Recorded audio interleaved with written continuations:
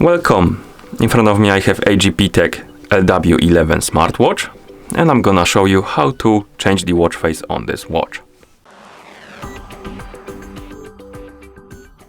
First, we need to wake up the screen on our watch, and you can do it by pressing the side button.